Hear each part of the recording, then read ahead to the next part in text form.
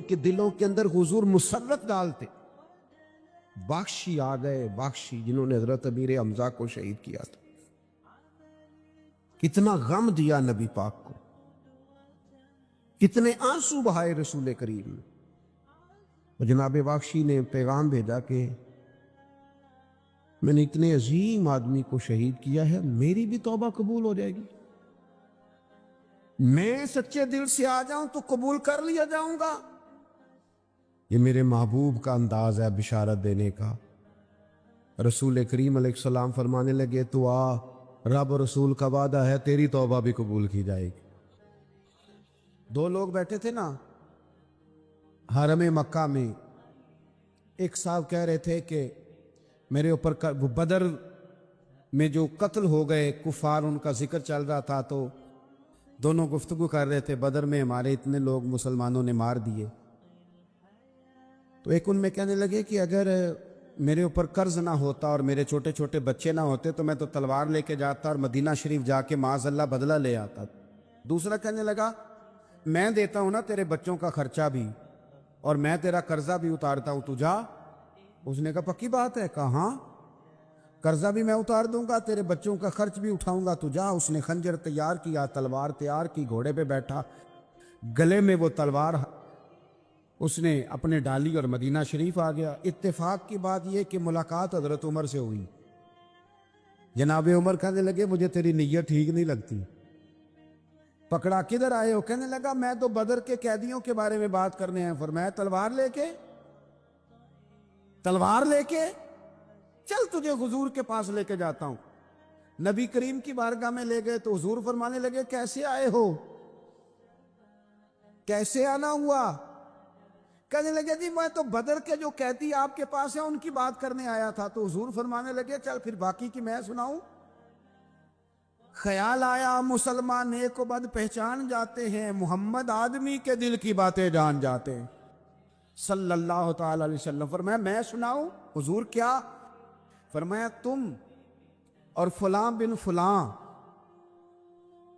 وہاں بیٹھے ہوئے تھے نا حرم مکہ میں فلاں پہاڑ کے ساتھ ٹیک لگا کے، اور تم نے یہ کہا تھا نا کہ قرضہ نہ ہوتا، بچے چھوٹے نہ ہوتے تو بدر کے مقتولین کا میں بدلہ لیتا. یہ سارا کچھ طے کر کے پھر آئے ہو تلوار لے کے، اور یہاں کہتے ہو میں قیدیوں کے بارے میں بات کرنے آیا تھا. اس کے تو پسینے چھوٹ گئے، وہ تو بے حال ہو گیا. اس نے کہا اس کا تو سوائے اس کے اور میرے کسی کو نہیں پتا، اور اگر آپ کو پتا چل گیا ہے تو پھر آپ اللہ کے سچے رسول ہیں. تو حضور اگر آپ کو پتا چل گیا ہے کہ میں قتل کرنے کے ارادے سے آیا ہوں، میں معاذ اللہ بدلہ لینے آیا ہوں، اللہ کرے آپ کو سمجھ آئے میری بات. یعنی ایک تو یہ ہے کہ بندہ وہ پکڑا گیا ہے، اور ایک یہ کہ کسی کو پتا چل گیا ہے کہ یہ اس کام آیا ہے. پھر لوگ جب معافی دیتے ہیں تو بڑی کہانیاں سنا کے دیتے ہیں، ایسے نہیں دیتے. حضور اب آپ کو پتا چل گیا ہے تو کیا کریں گے؟ تو حضور فرمانے لگے تو بتانا تیرے ساتھ کیا کریں. اس نے کہا کہ میں نے سنا ہے آپ معاف بڑا کر دیتے ہیں. یعنی یہ گھر سے کوئی پیار کرنے نہیں آیا، پھولوں کا گلدستہ لے کے نہیں آیا، تلوار لے کے آیا، لیکن یہ میرے محبوب کا حوصلہ ہے. اور آیا بھی این مسلمانوں کے بیچ ہے، جو چاہیں اس کے ساتھ کر سکتے ہیں. اس نے کہا معاف کر دیں، تو حضور نے فرمایا جا میں نے معاف کیا. حضور نے معاف کیا. وہ کہتا حضور معاف کر رہے تھے اور رب میرے دل میں ایمان کو تازگی عطا فرما رہا تھا. حضور نے معاف کیا اور میں نے کلمہ پڑھنا شروع کر دیا. معافی دیں، جب کوئی معافی کا مطالبہ کرے تو اسے معافی. سب سے مشکل کام ہوتا ہے لمبی لسٹ والے دشمن کو معاف کرنا. لسٹ جس کی لمبی ہو نا غلطیوں کی، ایک آدھ غلطی تو معافی ہو جاتی ہے. کچھ لوگوں کی لسٹ بھی بڑے کچھ عادی مجرم بھی ہوتے ہیں، لسٹ لمبی ہوتی ہے، ان کو معافی دینا بھی تھوڑا سا مشکل ہوتا ہے. لیکن کمال بھی یہ ہے کہ جس کی لسٹ لمبی ہو اسے یک جنبش قلم بندہ معاف کر دے. کو چھٹی ہو گئی، جا تجھے معاف کیا. اور یہ ہمیں کیوں کرنا چاہیے کہ میرا رب بھی ایسے کرتا ہے، میرا رب بھی ایسے وہ گنواتا تو نہیں نا. یہ بھی کیا، یہ بھی کیا، یہ بھی کیا۔ حضور فرماتے ہیں، ذرا سننا حدیث، حضور فرماتے ہیں کچھ لوگوں پہ اللہ کرم کی چادر ڈال کے نا قیامت والے دن، یہاں بھی اس نے پردہ رکھا تھا تو وہاں بھی کرم کی چادر ان پہ ڈلے گی، تو اللہ فرمائے گا یہ گناہ کیے تو چھوٹے چھوٹے گناہ اس کے گنوائے جائیں گے، یہ ورد اب وہ ڈرے گا، چونکہ پتہ تے سارا ہے نا سردار نو کیتی آندا، اب وہ ڈرے گا، چھوٹے چھوٹے گناہ اس کے گنو، تو اس کا خیال ہے بڑے بڑے بنا سامنے آ گئے، چھوٹی چھوٹی غلطیاں اس کی گنوائی جا رہی ہیں، جو ڈر رہا ہے، کانپ رہا ہے۔ قربان جائیں نبی پاک کے لفظوں، کچھ گلاں اجیاں نے قرآن پاک اجیاں نے، یہ نا میری دادی کہا کرتی تھی، میری اماں کہا کرتی تھی، اے کچھ کام اجائے نے، کچھ گلاں اجیاں نے کہ تے دل کردہ صفحہ بند ہو جانا ہے تے معافی ہو جانی، یعنی ختم ہے یہ بات، اس سے آگے کسی نے سوال پوچھنا ہی نہیں۔ چھوٹے چھوٹے گناہوں کا اللہ تذکرہ فرمائے، یہ کیا یہ کیا یہ کیا، یا اللہ ہو گیا، اب بندہ ڈر رہا ہے کہ بڑے بڑے بھی سامنے آ جائیں گے، لیکن چھوٹے گناہوں پہ ہی فل سٹاپ لگا کے نا تو رب فرمائے گا یہ جو تیرے گناہ ہیں نا اس کے بدلے تجھے نیکیاں دی جا رہی ہیں، تو نے سچی توبہ کی تھی تو ان گناہوں کو بدل کے نیکیاں بنایا جا رہی ہے۔ پہلے ڈر رہا تھا، حضور فرماتے ہیں، اب فٹافٹ بول پڑا، کہنے لگا یا اللہ میں نے تو بڑے بڑے بھی کیے ہیں، یعنی اگر چھوٹوں کی نیکیاں بن گئی ہے تو وہ پاپ کدھر ہیں، بڑے بڑے وہ میرے کدھر ہیں۔ کریم یہ بات کر رہے ہیں اور صحابہ رو رہے ہیں، میں نے تو بڑے بڑے بھی کیے ہیں، بڑے بڑے کدھر ہیں۔ اللہ تعالیٰ بندوں کو معاف فرماتا ہے، رب اپنے بندوں کو وہ معاف کرتا ہے۔ اگر اللہ معاف نہ کرے تو جتنے جرم ہمارے رب کو ہمارا پتہ ہے، بتاؤ سویرے روٹی ملے، سانس ملے، شعور قائم رہے، جب مالک اتنا معاف کرتا ہے تو ہم اس کے بندوں کو کیوں نہیں معاف کرتے؟ کر دے معاف۔ پکے لوگ کھڑے تھے، پکے دشمن کھڑے تھے فتح مکہ کے دن حضور کے سامنے، اور کچھ لوگ ایسے ہوتے ہیں جن سے امید نہیں ہوتی، اپنے ہوتے ہیں کہ یہ والا جملہ، اور بندہ کہتا ہے یار تجھے تو نہیں نہ کہنا چاہیے تھا، کوئی اور کہتا مجھے، کہتے ہیں، یہ نہ سمجھیں کہ لوگ کہتے نہیں، کہنے والے، یہ بات ہی آپ چھوڑ دیں کہ کوئی آپ کو کچھ کہے گا نہیں، یہ چھوڑ دیں۔ مخلوق تو اس طرح کی بات ڈھونڈ کے لاتی ہے کہ انسان پریشان ہو جاتا ہے کہ یار میں یہ کر سکتا تھا، میں نے کیا نہیں، اور جو میں نے کیا نہیں وہ تو نے میرے کھاتے ڈال دیا ہے۔ ایسے لوگ سامنے کھڑے ہو گئے فتح مکہ کے دن کہ جن کے چہروں سے ان کی زیادتیاں عیاں ہو رہی، ان کے ظلم چھلک رہے تھے چہروں سے، حضور کے سامنے کھڑے ہیں، کانٹے بچھانے والے بھی، روڑے مارنے والے بھی، گلے میں رسیاں ڈال سارے کھڑے ہیں۔ حضور نے فرمایا بتاؤ تمہارے ساتھ کیا سلوک کروں؟ انہوں نے کہا آپ کریم ہیں، تو حضور نے پتہ کیا کہا؟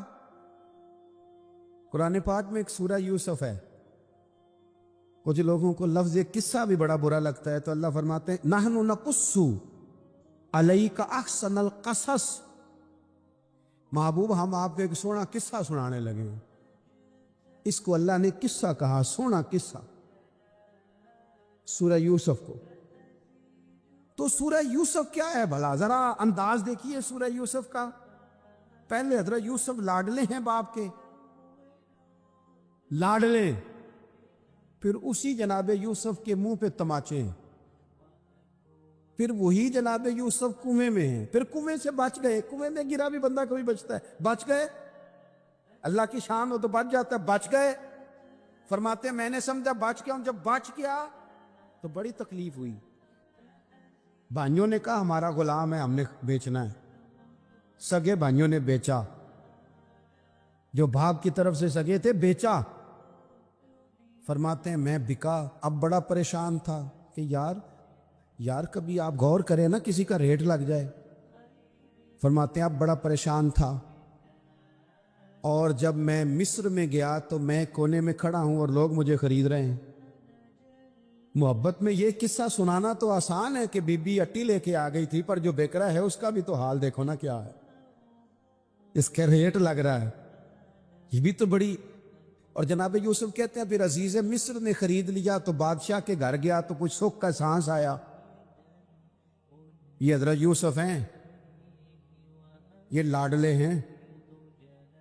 فرماتے ہیں سکھ کا سانس لیا ہی تھا کہ جناب زلیخا نے الزام لگایا, اور وہ غلطی معاذ اللہ جس کا تصور بھی نہیں, اس کی پاداش میں سالوں جیل کاٹا. لیکن خدا کی حکمت ہے نا, اللہ کا کرم ہے نا, جس ملک کے وہ قیدی تھے رب نے اسی ملک کا حکمران بھی بنا دیا. یہ اللہ کی حکمت ہے نا, تقاضے ہیں نا. صبح کے تخت نشین شام کے مجرم ٹھہرے, ہم نے پل بھر میں نصیبوں کو بدلتے دیکھا. وہ جو چاہے جب چاہے کر دے. تو جب وہی بھائی مجبور ہو کر سوالی بن کر سامنے آئے ہیں, پتہ کیا ہوتا ہے, بندہ معاف کر دیتا ہے. بہت سارے لوگ معاف کرتے ہیں پر کہانیاں سنا کے, پتہ جے نا ادو کی آکھیا ساجے, پتہ جے نا ادو کی کیتا ساجے, پھر پتہ جے نا تسی اے بھی آندے سو. یہ ساری کہانیاں سنا کے. لیکن حضرت یوسف کے سامنے کھڑے ہو گئے. جناب یوسف نے بات چھیڑی کوئی نہیں, فرمایا تم سے بات ہی کوئی کرنی, جاؤ تمہیں سارا کچھ معاف کیا. اب جب یہ لوگ مکے والے حضور کے سامنے کھڑے, اس طرح معافی دینی چاہیے. یہ جب سامنے کھڑے ہوئے تو حضور نے فرمایا پتہ تمہارے ساتھ کیا سلوک کرنے والا ہوں؟ کہا حضور نہیں. فرمایا وہی جو جناب یوسف نے بھائیوں کے ساتھ کیا تھا.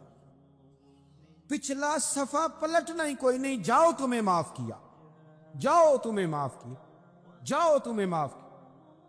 اور صرف معاف نہیں کیا, ساتھ عزت بھی دی. سب سے زیادہ مقابلے تو حضرت ابو سفیان نے کیے تھے نا, آخر تک وہ آئے تھے. آج وہ کلمہ پڑھ رہے ہیں, سردار ہیں, کلمہ پڑھ رہے ہیں, تو نبی پاک نے صرف معافی نہیں دی, عزت بھی دی. فرمایا جناب ابو سفیان چونکہ اب مسلمان ہو گئے ہیں, میں سب کو معاف کرتا ہوں. جو اپنا اندر سے دروازہ بند کر لے اسے بھی معاف کرتا ہوں, اور جو ابو سفیان کی حویلی میں آ جائے اسے بھی معاف کر دوں گا. تو ابو سفیان وہ کہتے میں حیران ہی ہو گیا کہ اتنی بڑی بات, معافی بھی دی اور ساتھ عزت بھی دی.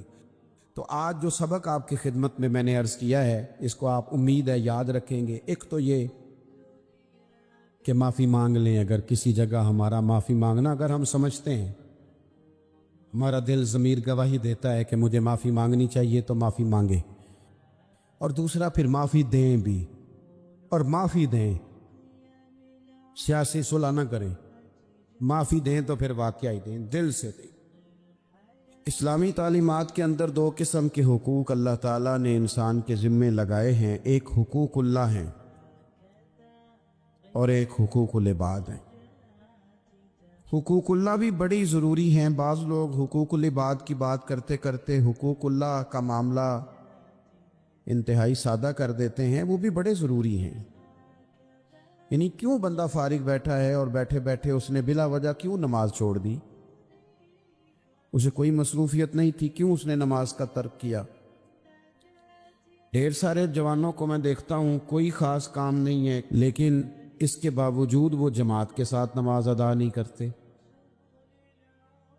تو عرض کرنے کا مقصد یہ ہے کہ کیوں نہیں جماعت کے ساتھ نماز پڑھی جا رہی؟ قرآن مجید نے کہا کہ وَرْكَعُوا مَعَ الرَّاكِعِينَ, رکوع کرنے والوں کے ساتھ کرو. بلا وجہ لوگ زکوٰۃ کے معاملے میں حیل و حجت سے کیوں کام لیتے ہیں؟ جب زکوٰۃ ضروری ہے تو اسے ادا کرنا چاہیے. اسی طرح بہت سارے لوگ ہیں جو مالی وسعت کے باوجود حج کے لیے حاضری نہیں دیتے, تو انہیں جانا چاہیے. حقوق اللہ کا جو معاملہ ہے اس میں بھی کوئی کمزوری دکھانے کی, مثلا میں کہتا ہوں کہ مجبوری کیا تھی؟ سحری کے لیے رمضان شریف میں جن لوگوں کو اٹھنا ہوتا ہے وہ اٹھتے ہیں کہ نہیں اٹھتے؟ تو اسی طرح روٹین میں بھی اگر ہم نماز کی طرف توجہ کریں, ایک بڑا طبقہ ہے جو نماز کی طرف توجہ نہیں کرتا. حقوق اللہ کا معاملہ میں دیکھتا ہوں کہ ہم ٹائم نکال کے دوستوں کے پاس جاتے ہیں, وقت نکال کے اپنے ماں باپ کو, اپنے احباب کو, رشتہ داروں کو ٹائم دیتے ہیں. کیوں ٹائم نہیں نکلتا نفل پڑھنے کے لیے؟ ہمیں اپنی ضرورت کی چیزیں سیکھنی پڑتی ہیں, تو کیوں ٹائم نہیں ہمارے پاس تلاوت کلام پاک کے لیے؟ اللہ تبارک و تعالیٰ کی بارگاہ کی حاضری کا ذوق بنائیں۔ دوسرا معاملہ ہوتا ہے حقوق العباد کا۔ یہ شریعت اسلامیہ میں انتہائی نازک مسئلہ ہے۔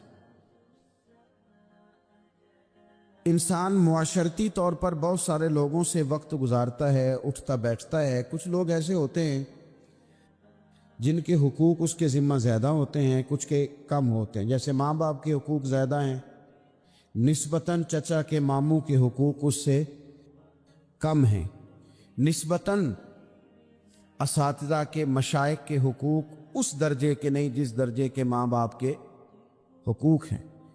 ہمارے ہاں بہن بھائیوں کے حقوق نسبتاً زیادہ ہوتے ہیں، دوست احباب کے حقوق اس سے کم ہوتے ہیں، لیکن بہرحال ایک دوسرے کا حق ہمارے ذمے آتا ہے۔ اچھا، پھر اللہ تعالیٰ نے اپنے فضل سے ایک تقسیم بنائی ہے کہ کسی کو فیکٹری کا مالک بنا دیا ہے، کسی کو مزدور بنا دیا، کسی کو ادارے کا پرنسپل بنا دیا ہے، کسی کو استاد بنا دیا ہے، کسی کو اللہ تبارک و تعالیٰ نے کسی مقام پہ مینیجر بنایا ہے اور کسی کو اسی ادارے میں چوکیدار بنایا۔ یہ تقسیم ہو گئی۔ اب اس میں نزاکت پیدا ہو جاتی ہے کہ جو مالک ہے اس نے زیادہ خیال رکھنا ہے مزدور کا، اپنے ورکر کا، اپنے ملازم کا، چوکیدار کا، اس نے زیادہ خیال رکھنا ہے۔ ہوتا یہ ہے کہ ہم جتنے زیادہ بڑے ہوتے جاتے ہیں اتنے زیادہ آرام پسند ہوتے جاتے ہیں۔ ہمارا یہ خیال ہوتا ہے کہ حق تو صرف ملازم کا ہے کہ وہ ہمارا خیال رکھے، حق تو صرف مرید کا ہے وہ پیر صاحب کے لیے ہر طرح کا ادب بجا لائے، حق تو صرف شاگرد کا ہے۔ حالانکہ جو آدمی جتنا بڑا جاتا ہے اس کی نظر اتنی زیادہ وسیع ہونی چاہیے اور اس کو زیادہ نزاکت کے ساتھ چیزوں کو سمجھنا چاہیے۔ اگر آپ کا دعویٰ ہے کہ مجھے اللہ نے بڑائی دی ہے اور میں کچھ لوگوں پر اللہ نے مجھے حاکم بنایا ہے، تو پھر زیادہ انسان کے دل میں، ذہن میں وسعت ہونی چاہیے اور زیادہ باریکی۔ چلیں، یہ زیادہ ضروری نہیں کہ آپ سب لوگوں کو مطمئن کر سکیں، اطمینان ان کے دلوں کو پہنچانا یہ ضروری نہیں، چونکہ ڈیمانڈ مختلف ہوتی ہے نا ہر آدمی۔ لیکن زیادہ ضروری یہ ہے کہ آپ کے ذمے جو ذمہ داریاں تھیں، آپ کے تحت رہنے والے لوگوں کی، اولاد کی، شاگردوں کی، ارادت مندوں کی، احباب کی، ملازمین کی، وہ آپ نے کس حد تک پوری کی۔ نبی پاک صلی اللہ تعالی علیہ وسلم نے ہمیں حقوق العباد کے معاملے میں زیادہ احتیاط کرنے کا کہا ہے، اور حضور سید عالم علیہ السلام نے صحابہ کے بھرے مجمع میں سے یہ سوال کھڑا کیا، فرمایا تم مجھے بتاؤ مفلس کون ہے، غریب، تنگ دست اور بالکل تہی دست بندہ کون ہے؟ ہمارے ہاں سارے لوگ، یہ رمضان شروع ہوتا ہے تو لوگ کہنا شروع کر، پیر صاحب دعا منگو، حالات بڑے خراب ہیں۔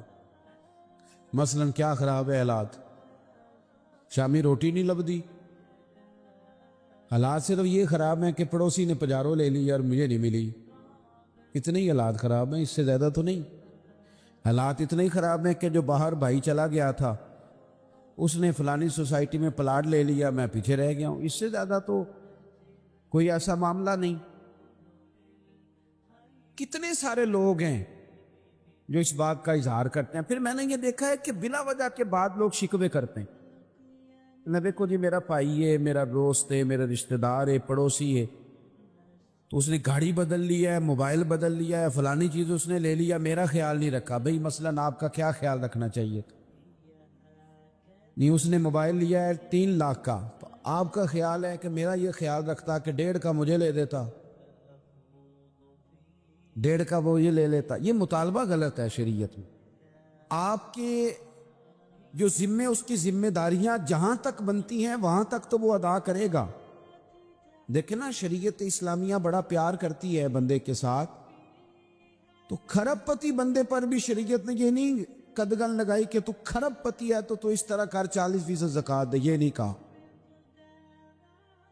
لاکھ پتی بھی 2.5% ہی دے گا اور ارب کھرب پتی بھی 2.5% ہی دے گا۔ اگر اس کے دل میں وسعت اللہ نے پیدا کیا تو وہ لوگوں کا خیال کرے۔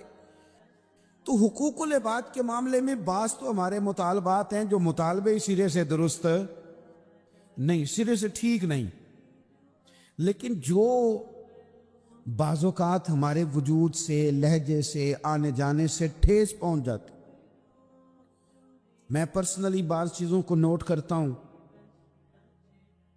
اور مجھے ان کا بڑا خیال رہتا ہے. میں محسوس کرتا ہوں کہ نہ چاہتے ہوئے بھی ہمارے رویے سے بعض لوگوں کو تکلیف ہوتی ہے، نہ چاہتے ہوئے. تو حقوق العباد کے مسئلے میں ہم زیادہ کمزور ہو جاتے ہیں. آج یہ سوچنا ہے کہ وہ جو میری ذمہ داریاں ہیں، جو شریعت نے، دین نے، اسلام نے، اور کچھ میں نے خود کہیں شاگرد بن کر، کہیں ارادت مند بن کر، کسی جماعت کا ممبر بن کر، کسی مسجد کی ذمہ داری لے کر، کسی ویلفیئر کام کی ذمہ داری لے کر، کسی غریب کی ذمہ داری لے کر، کسی مزدور کی ذمہ داری لے کر، جو میں نے اپنے اوپر خود چیزیں ضروری قرار دے لی ہیں، میں ان میں کہاں تک کامیاب ہو سکا ہوں. اپنی ذمہ داریوں کا حضرت معاویہ بن خدیج رضی اللہ تعالیٰ عنہ ایک صحابی ہیں، وہ فرماتے ہیں کہ مجھے حضرت عمر نے کہیں بھیجا تھا جہاد کے لیے، تو میں وہ کامیابی کی خبر لے کر دوپہر کو لوٹا. تو عرب شریف کے اندر چونکہ گرمی زیادہ ہوتی ہے، میں نے مناسب نہیں سمجھا کہ میں حضرت عمر کو دوپہر کو جگا کے خبر دوں کہ حضور بے فکر ہو جائیں، اللہ نے کامیابی دے دی. میں نے شام ہونے کا انتظار کیا. یہ ان کے اچھے اخلاق کی علامت. اعلیٰ ظرفی کی بات بتا رہے ہیں، کہتے میں نے شام ہونے کا انتظار کیا. مغرب کے وقت یا عصر کے وقت میری ملاقات ہوئی تو میں نے حضرت عمر سے کہا کہ حضور الحمدللہ اللہ نے کامیابی دے دی. جس مہم پہ آپ نے بھیجا تھا وہ اللہ کے فضل سے اس مہم سے کامیابی ہو گئی. تو حضرت عمر فرمانے لگے دیر سے کیوں آئے؟ مجھے تو امید تھی کہ تم سرے دوپہر آ جاؤ گے. میں نے کہا حضور میں دوپہر کو ہی گیا تھا، دوپہر کو ہی گیا تھا، پر سوچا کہ آپ آرام میں ہوں گے. کیا جواب ہے، اور کیا اس جواب کے اندر بہت سارے لوگوں کی ترجمانی ہے. حضرت عمر فرمانے لگے آرام کرتا تھا میں، پر وہ دور گزر گیا. اب تم دوپہر کی بات کرتے ہو، اب تو رات کو بھی کم ملتا ہے. وہ تھا ایک دور. اب جب اپنے ذمے خود ذمہ داریاں زیادہ لے لی، اب کیا پتا کہ کوئی کہاں سے چل پڑا ہے تجھے ملنے کو.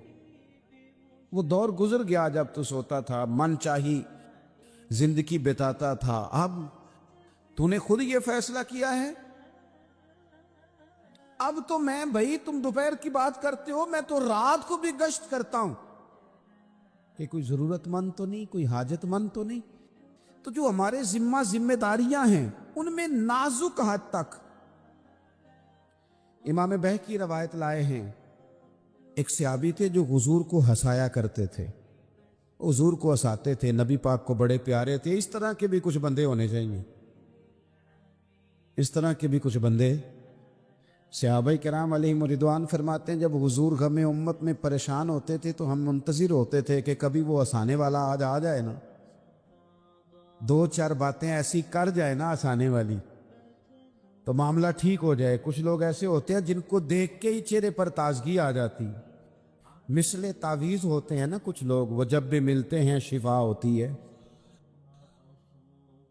تو یہ حضور کے پاس بیٹھے ہوئے تھے اور ہنسانے والی گفتگو کر رہے تھے. تو نبی پاک بھی ان سے باتیں کرنے لگے. تو بات کرتے کرتے نا حضور نے انگلی ان کی طرف بڑھائی تو ان کے وجود کو انگلی لگ گئی. ایک تو وہ روایت ہے نا کہ صفے سیدھی کراتے وقت حضور تیر کے ساتھ صفے سیدھی کرا رہے تھے تو ایک صحابی کے پیٹ میں لگ گیا، انگلی لگ گئی. عجیب دیوانے ہیں. کہنے لگے آپ نے مجھے تکلیف دی ہے، معاذ اللہ، انگلی چبھو دی، میں نے تو بدلہ لینا ہے. ہمارے ہاں مسئلہ یہ بن گیا ہے کہ کوئی بڑا آدمی بھی اپنے آپ کو قانون کے حوالے نہیں کرتا. ملک سے لے کر امت مسلمہ کے کل مسائل تک ہمارے ملک کے اندر ہر بندہ، اس کا مزاج ہوتا ہے کہ وہ اپنے آپ کو قانون سے پہلا تر سمجھتا ہے. لائن میں لگنا لوگ پسند نہیں کرتے. یہ ایک بہت بڑا مسئلہ ہے. حضور صلی اللہ علیہ وسلم کی انگلی لگ گئی تو کہنے لگے آپ نے تو مجھے تکلیف دی ہے، میں تو بدلہ لوں گا. تو حضور نے فرمایا لے لے بدلہ. اپنے آپ کو قانون کے حوالے بڑا آدمی جب کرتا ہے تو قانون کی عزت بڑھتی ہے، قانون کا وقار بڑھتا ہے، سوسائٹی کے اندر پھر طاقتور قانون ہو جاتا ہے۔ لیکن جب غریب آدمی کے لیے قانون اور ہو اور امیر کے لیے قانون اور ہو، تو اصل معاملہ تو قانون کی بالادستی کا ہے، آئین کی پاسداری کا ہے، اصولوں پہ کھڑے ہونے کا ہے۔ تو نبی پاک صلی اللہ تعالی علیہ وسلم سے کہا کہ میں، حضور نے فرمایا لے لو بدلہ، یہ حقوق العباد کی نزاکت عرض کر رہا ہوں، لے لو بدلہ۔ انہوں نے کہا جی پیٹ سے کپڑا ہٹائیے، تو حضور نے پیٹ سے کپڑا ہٹا دیا۔ تو بڑے دیوانے آدمی تھے، انہوں نے امت کو بتانا تھا کہ کچھ اس طرح کے رنگ بھی ہوتے ہیں محبت کرنے کے لیے، الٹی ہی چال چلتے ہیں دیوان گانے عشق، آنکھوں کو بات کرتے ہیں دیدار کے لیے۔ اس طرح بھی کبھی کبھی ہوتا ہے۔ کپڑا حضور نے ہٹایا تو انہوں نے نبی پاک کے جسم دور کو چومنا شروع کر، کہنے لگے دن بڑے ہو گئے تھے، موقع نہیں کو بن رہا تھا، تو چلو یہ ایک موقع ملا ہے، حضور آپ کو کسی کے ساتھ زیادتی کر سکتے ہیں، تو میں تو موقع تلاش کر رہا تھا، اور میرے بھائی نماز کا بھی موقع تلاش کرتے تھے صحابہ، جہاد کا بھی موقع ڈھونڈتے تھے، پر محبوب سے محبت کا بھی موقع ڈھونڈتے تھے۔ اور آخری بات یہ کہ جس طرح ہم نے لوگوں سے معافی لینی ہے اور معافی دینی ہے، اسی طرح جہاں ہم سے شرعی قباحتیں ہوئی ہیں، اخلاقی کمزوریاں ہوئی ہیں، ایک بات تو اچھی طرح سمجھ لیں کہ نفل پڑھنے سے حقوق العباد نہیں معاف ہوتے، وہ بندے سے معافی مانگنے سے ہی ہوتے۔ ساری رات کو بندہ تسبیح پڑھے اور کہے کہ میں نے اماں کی نافرمانی کیا تو معافی ہو جائے گی، نہیں، وہ اماں ہی معاف کرے گی تو معافی ہوگی، وہ ابا ہی معاف کرے گا تو پھر ہی معافی ہوگی۔ تو جو جہاں شریعت کی مخالفت کی ہے وہاں بھی معافی مانگیں، اللہ کے حضور گڑ گڑائیں، توبہ کریں، اور توبہ بدل جانے والی کریں، تبدیل ہو جانے والی توبہ کریں، معافی مانگ بھی لے، معافی دے بھی دے۔ اور آپ سے یہ بھی گزارش کروں گا کہ جہاں اللہ رسول کی ہم سے نافرمانی ہوئی ہے وہاں تنہائی میں 2 نفل پڑھ کے، تنہائی میں اللہ تعالیٰ سے بھی معافی کے خواستگار ہوں۔ یاد رکھیں جب اس کی خفیہ تدبیر آ گئی تو پھر معافی کا وقت ہو سکتا ہے خدا نہ کرے ہمیں نہ مل سکے، تو اب وقت ہے، خوب استغفار کریں، خوب معافی مانگیں۔ مایوسی نہیں ہے یہاں اس گھر میں کسی کے لیے، مایوسی کیوں کچی باتیں کرتے ہیں بھائی، کیوں کمزور بات کرتے ہیں؟ او جی مجھے یہ زیادہ ڈپریشن کب پھیلتا ہے، یہ زیادہ انزائٹی کب ہوتی ہے لوگوں کو؟ کہتے ہیں جی میں ہی ناکام کیوں ہوں، فلانا آگے نکل گیا، میں ہی پیچھے کیوں رہ گیا ہوں؟ تو میں کہتا ہوں مثلاً آپ کیا پیچھے رہ گئے؟ آپ کا قد کاٹ ہے، آنکھیں ٹھیک ہیں، ہاتھ ٹھیک ہیں، پیر ٹھیک ہیں، قد سب کے حساب سے بڑا ہوا ہے، گھر آپ سوچتے ہیں پیچھے آگے پیچھے جانے کا کیا مطلب سمجھتے ہیں؟ آپ کے پیسے ہوں تو بندہ آگے جاتا ہے۔ کتنے پیسے تھے سیدنا بلال کے پاس بتاؤ؟ آپ نے غلط جگہ کو ترقی کا نام دیا ہے۔ میں آپ کو سینکڑوں، لاکھوں اور ہزاروں لوگ بتا سکتا ہوں جن کو پیسے گننے کا وقت نہیں ہے، لیکن سکون بھی زندگی میں کوئی نہیں، اطمینان قلبی بھی کوئی نہیں۔